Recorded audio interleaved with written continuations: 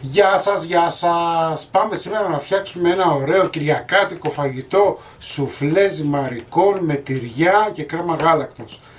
Πάμε να σας δείξω τη συνταγή. Σε 2 λίτρα νερό βάζουμε 1 κουταλιά της σούπας αλάτι και 2 λίτρα νερό. Περιμένουμε να έρθει ο βρασμός. Ο βρασμός, όπως βλέπετε, ξεκίνησε. Θα τα ρίξουμε όλα μέσα. Περιμένουμε λιγάκι, 1 λεπτό. Συγχρόνως φτιάχνουμε και τα υπόλοιπα υλικά μας.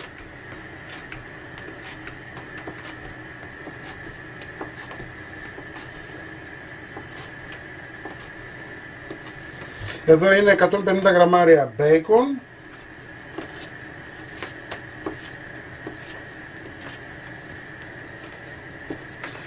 Μπορείτε να βάλετε ό,τι τυριά θέλετε, αρκεί να λιώνουν.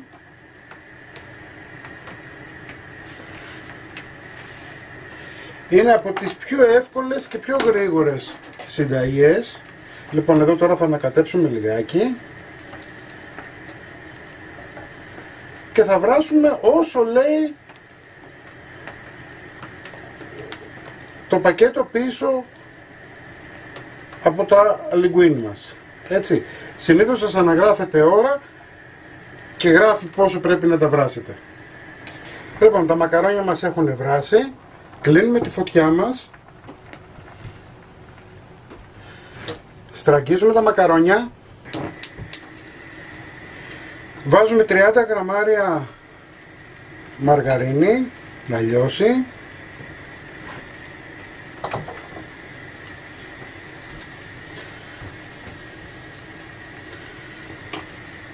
Κλείνουμε τη φωτιά μας. Ρίχνουμε τα ζυμαρικά μέσα. Ανακατεύουμε λίγο.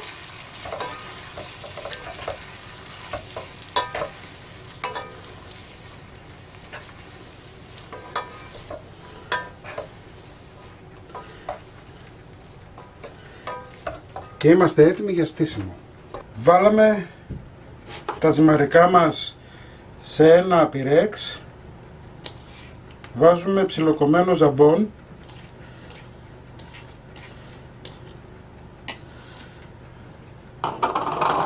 Ψιλοκομμένα μανιτάρια. Μία κόκκινη πιπεριά για χρώμα αλλά και για άρωμα.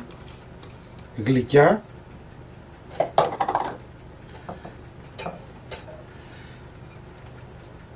Λίγο τυρί.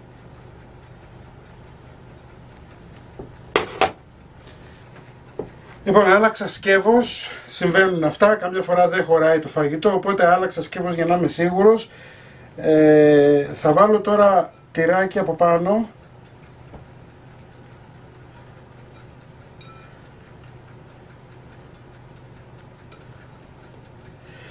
Μισό κιλό τυρί έχω χρησιμοποιήσει, 150 γραμμάρια μπέικον, 100 γραμμάρια ζαμπόν, έτσι, μία πιπεριά, μία συσκευασία μανιτάρια.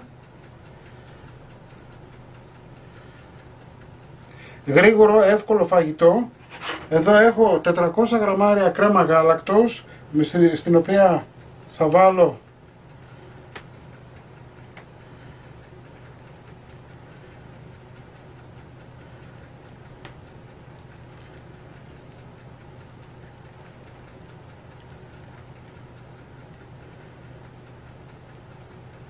σε όλο το ταψί μου. Εφόσον το ετοιμάσαμε, βάζουμε και λίγο φρεσκοτριμμένο πιπέρι.